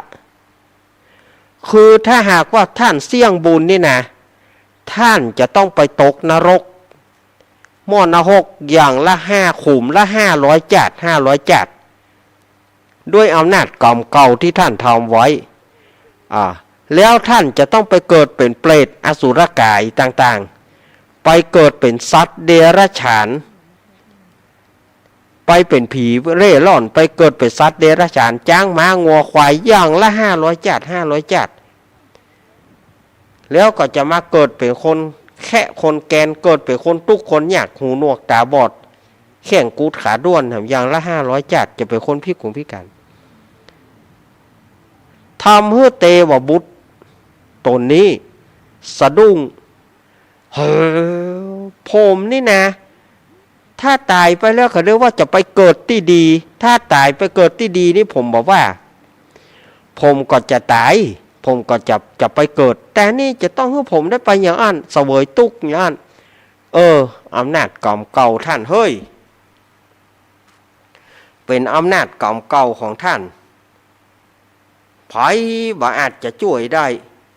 ท่านช่วยผมหน่อยได้ก็แต่ วบุตรตัวนั้นก็บอกว่าเอาช่วยบ่ได้หรอกท่านเฮ้ยมันเป็นกรรมเก่าเฮาช่วยท่านบ่ได้แต่ผมยังบ่อยากตายนะผมยังบ่อยากตายนะแต่ท่านก็ต้องตายใน7 วันท่านจะต้องตายท่านอยู่บ่ได้แล้วเทวบุตรองค์นี้ก็ให้แล้วก็ขอให้เทวบุตรเปื้อนเนี่ยช่วยกรรมโอ้เฮาช่วยอย่างท่านบ่ได้เนอะท่านเนอะมันเป็นด้วยกรรมเก่าเนอะขอเตอะท่านขอเตอะเปื้อนเฮ้ยช่วยเฮาหน่อยเทวบุตรตัวนี้ก็ให้เทวบุตรซึ่งเป็นเปื้อนก็อินดูก็เอาอย่างอี้ไปหาพระอินทร์ไปหาพญาอินทร์เพื่อบางทีพญาอินทร์อาจจะช่วยได้เทวบุตรตัวนั้นก็เลยปาเทวบุตรตนที่จะตายเนี่ยไปเฝ้าพระอินทร์แล้วก็เล่าเหตุการณ์ต่างๆให้พระอินทร์ฟังยามนั้นพระอินทร์ก็เลยว่าโอ้มันเป็นกรรมเก่าท่านเอ้ยลุงพญาอินทร์ก็ช่วยเจ้าบ่ได้หรอกมันเป็นด้วยกรรมเก่าที่เจ้าทำมาเจ้าจะต้องได้ไปรับกรรมอย่างเอี้ย7 วันนี้เจ้าจะไปเกิดในนรกทันทีเมื่อเจ้าเสี่ยงบุญโอ้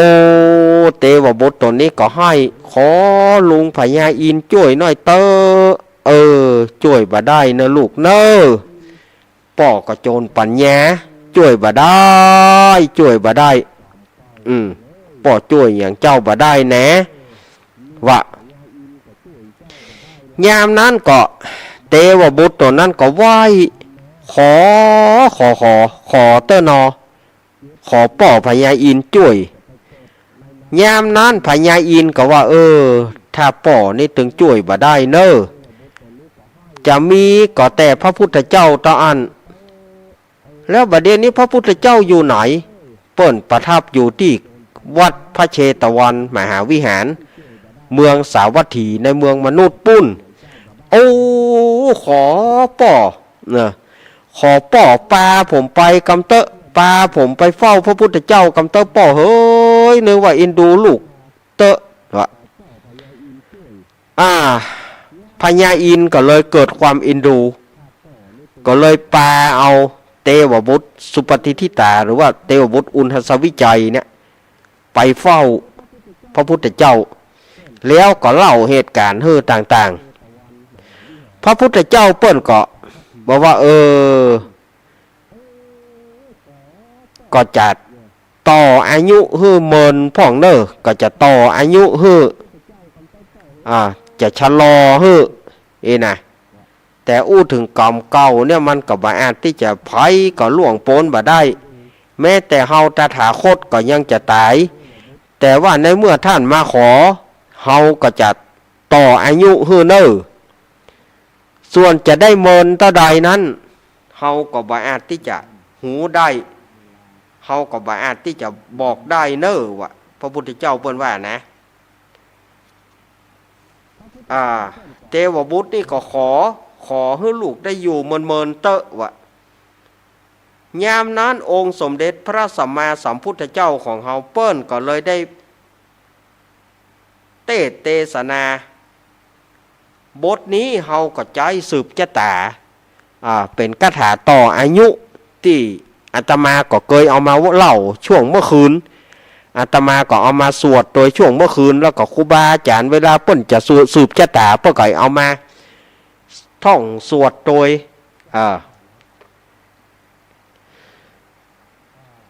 กรรมเทศนาของพระพุทธเจ้าเปิ้นว่าอย่างอีอัตถิอุณหาสาวิจโยธรรมโมโลเกอนุตตโรสัพพสตาหิตถายะตังตวงกันหาหิเทวเตปริวัชเชราชาทันเท อามานุเสปาวะเกพายะเคนาเควิเสปุเตอากัลละมารเนนะจะสัพพสมามารณามุโตทะเปตัวการามาริตังตาเสวะอานุภาเวนะหนตุเตโวสุขีสัทธาสุทัสสีลังสมาทายะธรรมังสุจาริถังจาเลตเสวะอานุภาเวนะหนตุเตโวสุขีสัทธาลิกิตังกินจิตังปูจังธารนังวัจจานังคารุงปริสังเทสนังสุตวตัสสะอายุปวัตตติสักกะตัวพุทธารัตตานังโอสถังโอตามังวารังอิตังเทวามนุสนังพุทธเตเจนะสุทินานาสันตุปัตตวาสเปตุขาอุปสมินตุเตสักกะตัวธรรมารัตตานังโอสถังโอตมังวรังอังปาริรังอุปสมานานามาเตเจนะสุทินานาสันตุปัตตวาสเพปยาอุปสมินตุเตสักกะตัวสังขารัตตานังโอสถังโอตมังวรังอาหุนยังปะหุนยังสังฆเตเจนะสุทินานาสันตุปัตตวาสเปโรกาอุปสมินตุเตวะโอ้แล้วก็ต่อได้สืบจตาปรากฏว่าเทวบุตรตัวนี้ก็พ้นจากกรรมที่จะได้ลงมาจุติในนรกต่างๆก็ได้พ้นจากทุกข์ก็ได้อยู่บนสวงสวรรค์ชั้นดาวดึงส์นี้สืบมาจนเต้าทุกวันนี้นะศรัทธาญาติโยมอันนี้ก็เป็นเรื่องของเทวบุตรหมดบุญเนาะหมดบุญแล้วแต่ว่าพระพุทธเจ้ายังมีอยู่พุทธเจ้าเปิ้นก็สืบชะตาต่ออายุเฮอถ้าว่ายังสมัยนี้อิดกันเนาะบ่มีพระพุทธเจ้าอยู่นี่นะถ้าจะได้ตายสมใจนึกบางลำพูแต่ละถ้าตายไปก็ต้องไปใจกล่อมอย่างที่ว่าเนี่ยในสมัยนั้นยังมีพระพุทธเจ้าเปิ้นก็เลยรอดมาแล้วก็ยังอยู่ที่สวรรค์ชั้นดาวดึงส์เนี่ยไปจนถึงปัจจุบันนี้ก็เฮามีการมีงานเนี่ยเฮาก็จะสวดสืบโหราจตาสืบจตาต่ออายุเฮาตึงมีกันหรอต่ออายุสวดเพื่อเป็นสิริมงคลแก่ตนตัวศรัทธาญาติโยมเฮาก็มีกันนี่ก็คือใจความต่างๆที่อาตมาได้เอามาเล่าเนาะในรายการสารธรรมยามบ่ายยามแรงนี้อาจจะเป็นสาระบรรณะก็น้อยที่อาตมาภาพได้เอามาเล่าให้ศรัทธาญาติโยมทั้งหลายได้ฟังหายพ่องดีพ่องศรัทธาญาติโยมเหยบางทีมันก็ม่วนบางทีมันก็บ่ม่วนเนาะวันนี้อาตมาขอเสนอสาระต่างๆให้มันเต็มอกเต็มใจศรัทธาญาติโยมนะวันนี้เนาะวันนี้ก็ขอเล่าไปนิทานต่างๆที่ศรัทธาญาติโยมขอไว้มันเป็นดินปอกหางหมูอาตมาก็เก็บรวมไว้ว่ามันบ่ได้เวลาเล่าเตื้อจนวันนี้ก็เอามาเคาะมาข้างเล่าให้ศรัทธาญาติโยมได้ฟังกันเรื่องเนาะนี่ก็เป็นนิทานเป็นนิทานธรรมนี่ก็อาตมาก็เอามาเล่าหลายเตื้อแล้วนะแต่ว่าศรัทธาญาติโยมพ่องเพิ่นก็ได้ฟังพ่องเพิ่นก็บ่ได้ฟังก็เอาปีกมาให้มันเรื่องหวยห้อยนี่นะ มาจากธรรมวัดพื้นเมืองเรื่องหวยห้อยเรื่องหวยห้อยนี่ก็มันก็เกิดขึ้นเมืองพาราณสีแต่มันมี2ตำราตำราตามในธรรมก็มีตำราที่อยู่ในนิทานก็มีเอาตำราที่ว่าอยู่ในธรรมดีกว่าถ้ามีเวลาก็ค่อยเล่าตำราที่มาจากนิทานถ้ามีเวลาก็เลี้ยวไป เนาะเรื่องหอยห้อยนี่นะมันมีเล่าเปิ้นเลือเล่าอย่างอี้เลยในสมัยก่อนมีป่อเศรษฐีคนหนึ่งนะป่อเศรษฐีคนนี้นะโอ้ มีบ้านสองหลังกันเนอะมีบ้านใหญ่นะเป็นบ้านสองหลังกันหลังใหญ่เป็นบ้านไม้สักทั้งนั้นนะบ้านหลังใหญ่แล้วก็มีเมียย่าเศรษฐีนีแล้วก็มีลูกสาวชื่อว่าส้มเสียวนี่หรอมีลูกสาวคนเดียวนะชื่อว่าส้มเสียว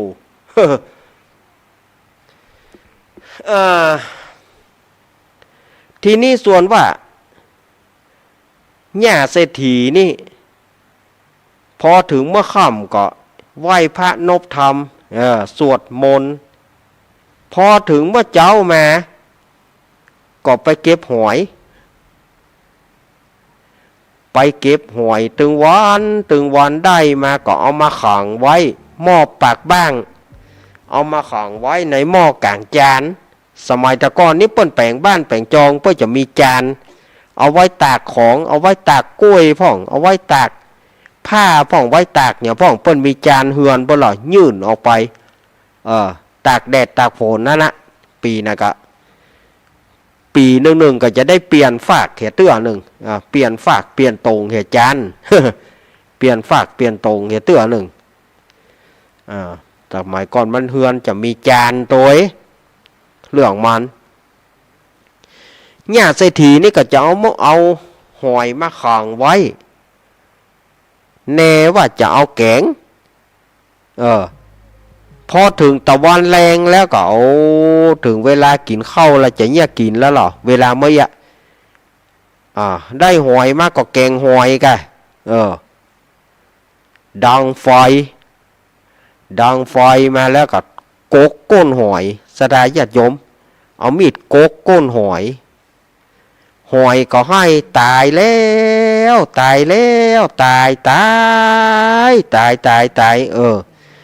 แม่เศรษฐีเฮานี่อย่างใจดำแต่ใจดำว่าสัตว์อื่นยังบ่กินมากินอย่างหอยดำกำเศร้าอย่างเฮาก้นก็จี้ฟ้าหน้าก็ทะเลดินจะกินอย่างก็บ่จะได้กินก้าขี้ใครขี้คู่เนี่ยอย่างแม่เศรษฐีพอใบอินดูพ่องตายแล้วแม่เศรษฐีมันหูเรื่องเนาะก็มีดกกติ๊กหอยก็ป้ากันให้ตัวแล้วแก่นแล้วแก่นเล่าหอยก็ให้กกไปเอาแกงบางวันก็แกงข้าวคั่วบางวันก็แกงแค่บางวันก็แกงก้ามันบางวันก็แกงใส่นอส้มแกงใส่นอส้มหน่วยน้อยๆมันนะสมัยก่อนเนาะเพื่อเอาแกงใส่นอส้ม หน่วยน้อยมันแกงใส่ข้าวคั่วพ่องการเรียบร้อยแล้วก็ห้องตึงลูกตึงผัวมาปูปูเศรษฐีมากินข้าวโว้ยนี่นะมาอีน้อยมากินข้าวอีกก็เอาคนตั้งหลายก็มาอวดกันแต่เนอะอีแม่แกงหอยอย่ามาลำแต่ลำว่าจูบก่อนจูบจับ จูบหอยกันจูบกันจูบจับเนาะจูบหอยกันเอานั่นขว้างนะขันโตกปากเนาะเปลือกมันนะเอาเปลือกมาขว้างนะขันโตกปากก็เป็นเยอะการแจ้งมาก็ไปเสาะหอยมาได้ก็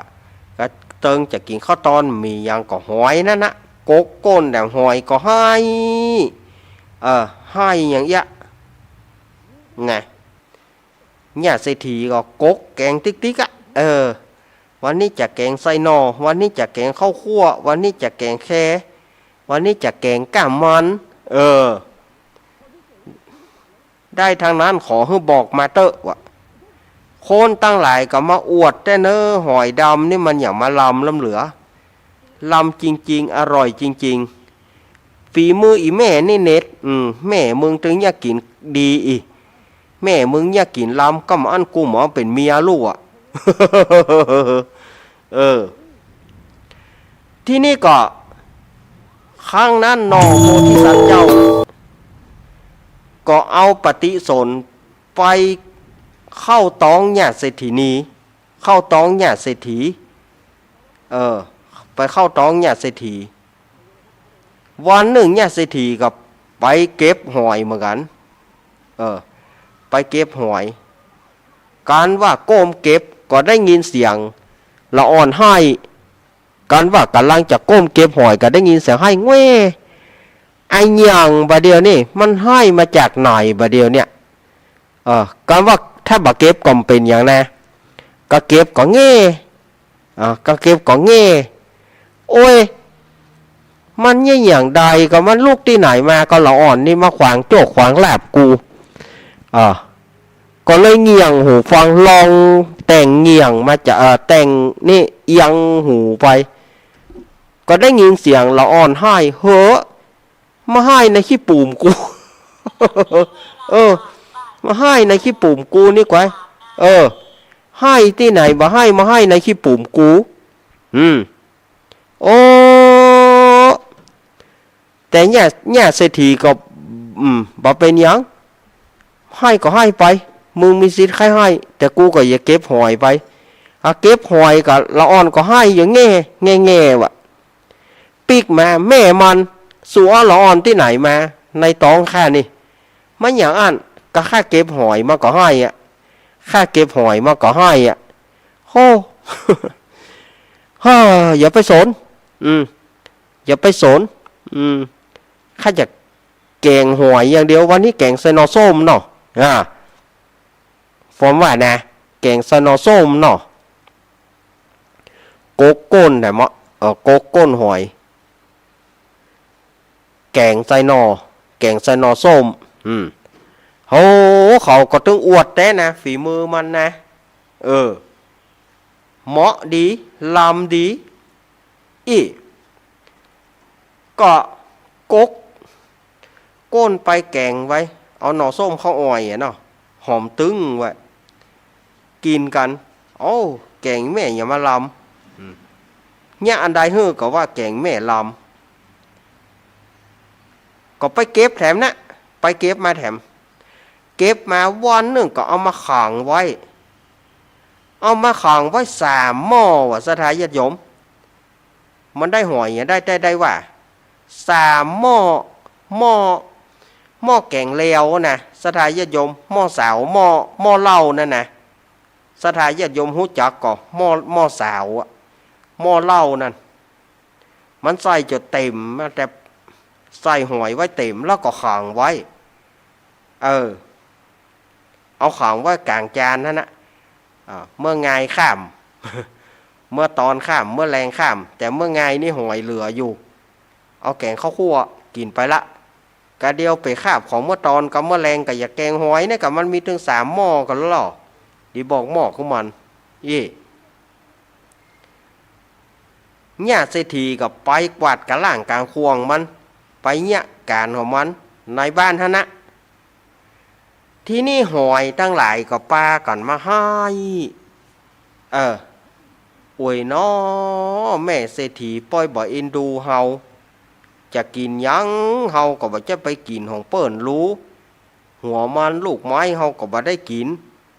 ก้นจีฟ้าหน้าถลายดินไปได้เต้าคืบเต้าวาเป็นจะได้นะแม่เศรษฐีป้อยบ่เอ็นดูบ่เดี๋ยวนี้เอาเฮามาขังไว้กลางจานนี่จะหนีก็บ่ได้ มันเป็นกรรมของเฮาเนาะหอยทั้งหลายมันเป็นกรรมของเฮามันเป็นกรรมของเฮาจมให้ถ้าคนใดมีบุญเอาเฮาไปปล่อยคนนั้นจะมีโชคมีลาภคนใดเอาเฮาไปกินขอให้มันชิบหายไว้หัวเนอะหิคืบลงศอกหิศอกลงวาแล้วก็ขอสั่งลาเนอข้าขอสั่งลาก่อนกุ้งนิ้วป่าฝาสั่งอำลาตึงอีนิ้วอีหวกอีบี้ขอลาหนีก็เนอปูป่าตั้งหลายเฮ้ยท่านเขายังไปโวยข้าเนี่ยมันไปโวยบ่ได้อันที่เปิ่นมีตีนกบเขียดอึงเปิ่นก็ยังมีตีนอยู่วิดไปวิดมาได้แต่ว่าส่วนเฮานี่กะจะวิดหนีก็บ่ได้ เพราะบ่มีตีน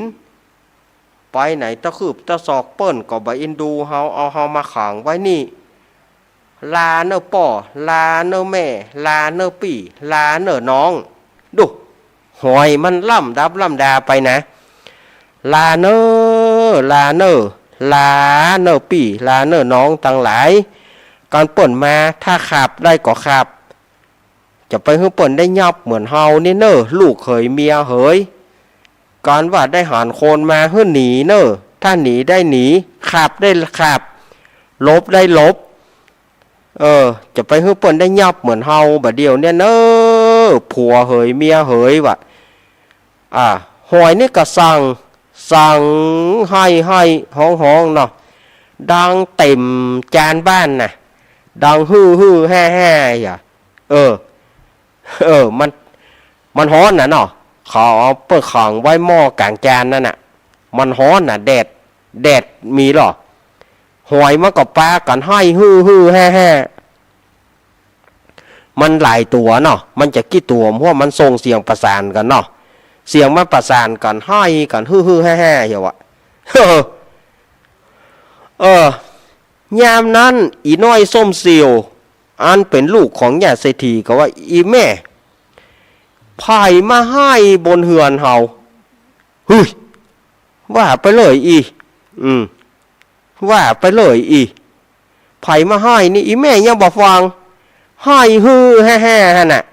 กลางจานน่ะบนเฮือนเฮาฮะผีเฮือนก็บาใจแม่เป็นยังไงผีเฮือนก็ถึงบาใจมึงลองขึ้นไปพอเหรอแน่มึงลองขึ้นไปพอแล้วอีน้อยมันเป็นไผมาให้อย่างนี้อีน้อยส้มเสียวเนี่ยก็ขึ้นไปเงี่ยงหูฟังไปว่ามีที่กลางจานบ้านนั่นหอยปลากันให้ฮือแห่ให้จม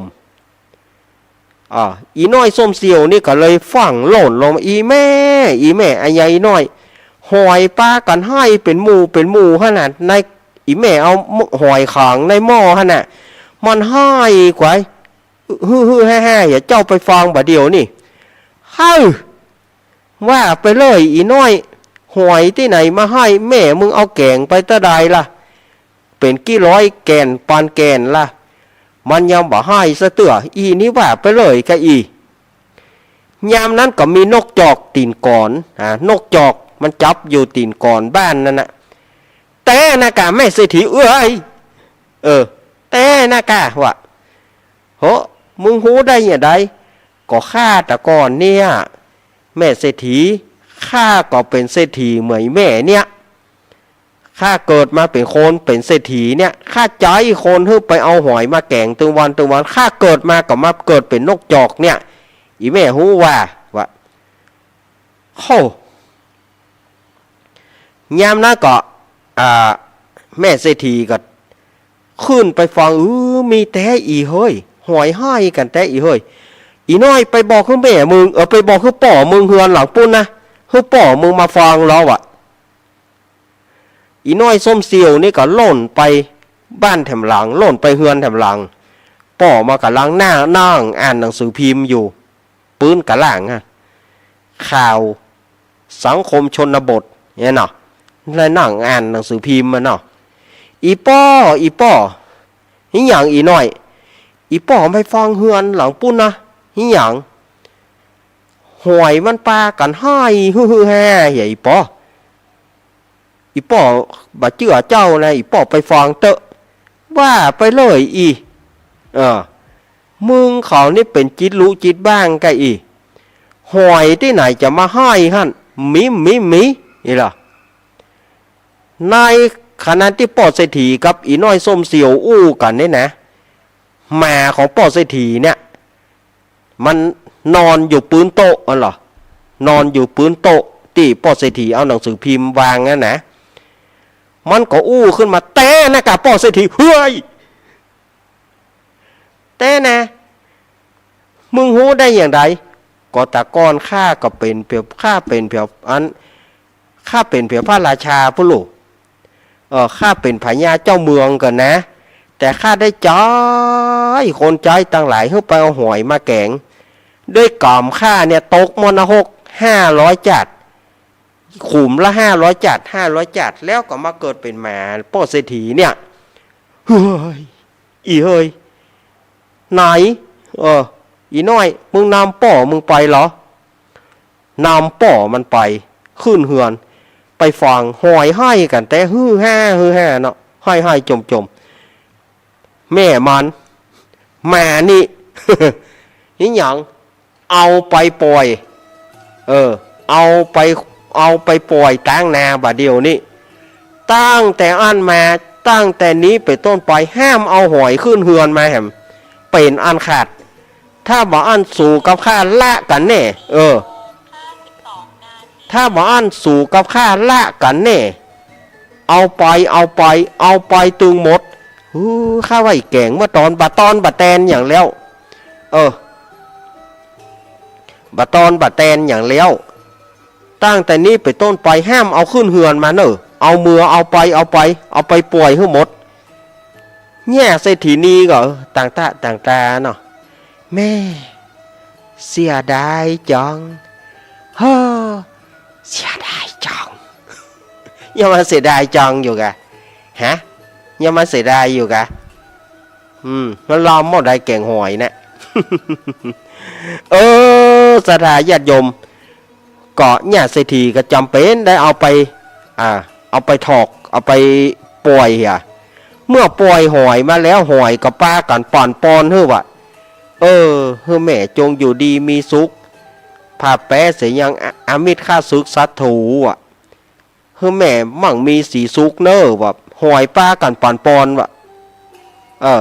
เมื่อป่อนปอนแล้วฐานะมันก็ดีฐานะของญาติเศรษฐีก็กั้นกรุงรุ่งเรืองขึ้นมาจะแตกกับบ่แตกกับหมูเนออันนี้ในธรรมเปิ้นว่าแต่ข้อจริงอาตมาว่าจะเอามาแหมตำราหนึ่งแต่ว่ามันเวลาพอละเวลาเหลือน้อยเปิดสายกระตุ้มตันวันนี้ผมเปิดสายเนาะอย่างที่ว่าอาตมามันมีเหตุผลบางอย่างนะวันนี้นะมันบอกพอใครหม่วนใจแต่ใดวันนี้ก็เลยขอบอกเปิดสายเนาะสถานญาติโยมวันนี้นะแต่ก็งานบ้านอาตมาเนอะปีหน้าเนอะ1 เมษา31 มีนาแล้วก็1 เมษา67อันนี้ก็จะมีงานประเพณีส่งน้ำพระธาตุงานประเพณีส่งน้ำพระธาตุพระธาตุเจดีย์พบโชคทวีสลีสันเหมืองขึ้นระหว่างวันที่31กับวันที่31มีนาคมแล้วก็1 เมษายน31ว่ะมากลัวไฟหลู่ฮะ31 มีนาคมเป็นวันห้างน้อยเป็นวันตกแต่งดาแล้วก็เปิ้นจะมีทักษิณานุปทานเปิ้นจะมีทักษิณานุปทานก็คือจะอุทิศทานไปหาพระภิกษุสามเณรครูบาอาจารย์ป้อน้อยป้อหนานอาจารย์ล่ามวัดเปิ้นจะมีการอันนี้ขึ้นจะมีการทักษิณานุปทานแล้วก็ตกแต่งดากันตลอดทั้งวันแล้วก็วันที่1 เมษายนนั้นเป็นวันส่งน้ำฉะนั้นก็เชิญชวนคณะสัตยาติโยมบ้านใกล้เฮือนเคียงหัวระเบียงติดต่อเชิญมาร่วมกินร่วมทานกันเนอะอันนี้เชิญกันทุกท่านเนอะเชิญทุกท่านมาเอี่ยวมาแหวงกันเอี่ยวกินข้าวน้ำข้าวตอนกัน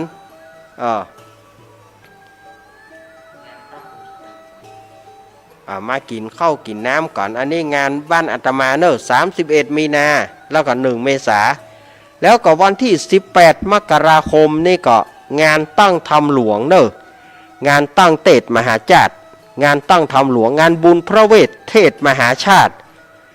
วัดหนองผาขาวตำบลน้ำดิบอำเภอป่าซางจังหวัดลำพูนวัดของหลวงพ่อสถิตสารคุณเจ้าคณะตำบลน้ำดิบเปิ้นจะมีการตั้งธรรมหลวงขึ้นบ้านของแม่หลวงสายโฟนบ้านของป้อพันประพันธ์ตาสีบ้านของผู้ช่วยปอนมูลแม่กุ้งบ้านของผู้ช่วยปอนมูลแม่กุ้งวันที่17เนอะเปิ้นก็มี ตั้งแต่วันที่17ถึง18วันที่18ก็วันค่ำวันที่18นะอาตมาภาพก็ได้รับนิมนต์เพื่อไปเตะทำกันชูชกหรือว่ากันจู้จกประมาณเตี้ยงเกิงเปิ้นว่าเพื่อไปถึงเตี้ยงเกิงเนอะก็ประมาณ11โมงไปฉันเข้าน้ำเข้าตอนฉันเพลแล้วก็ไปละสถานญาติโยมมันเป็นวันพัดเนอะวันที่18เนาะเป็นวันพัดวันพัดในกันนี่วันพัดในเนาะวันพัดในนี่ก็เปิ้นจะตั้งทำหลวงงานบุญพระเวทเตศมหาชาติเปิ้นจะมีตั้งแต่ตัสปอนหิมปานตานาขานวันนประเวทจุจกจุลปนมหาปนกุมารบันมาทีสักบันมหาราชสกตินครนี่ก็ศรัทธาญาติโยมจะไปฟังทำตามปีเกิดก็ได้เนอะทำตามปีเกิดก็อันนี้ก็ไปแจ้งกับท่านอาจารย์สถิตสารคุณหลวงพ่อสถิตสารคุณเนาะเปิดกับนิมนต์อาตมาไปอาตมาก็จะได้ไปอยู่เอาละศรัทธาญาติโยมเหยอีป้อเหยเวลาของอาตมาหมดแต่ละแห่วันนี้อาตมาอู้ผิดอย่างไปขอสุมาอภัยสุมาไม่อยากขอแต่ขอว่าเลยฮะค้างค่ะ ขอสุมาอภัยกับคณะศรัทธาญาติโยมเตอเนอร์บัดได้ตั้งใจจะทำกลุ่มหนึ่งกลุ่มใดบัดตั้งใจที่ว่าจะว่ากลุ่มหนึ่งกลุ่มใดให้ได้รับความเสียหายสิ่งใดที่เป็นมงคลญาติโยมก็เอาไปสิ่งใดที่มันบ่เป็นมงคลมันเป็นกรรมเล่นกรรมหนัวมันเป็นกรรมหมอม่วนก็เอาคืนอาตมาเหียเอาคืนเมื่อเหือออกนี่เอาคืนเมื่อเหือออกนี่ว่าไปว่ามาจากหนาวก็กลายเป็นฮ้อนละเหือออกศรัทธาญาติโยมก็อยู่ดีกินหวานตานต้อมโชคดีปีใหม่เหมือนกันกู้คนเนอขอให้ศรัทธาญาติโยมมีอายุวันนาสุขาภรปฏิภาณธนสารสมบัติเหมือนกันจู้ผู้จู้คนโชคดีปีใหม่เจริญปอน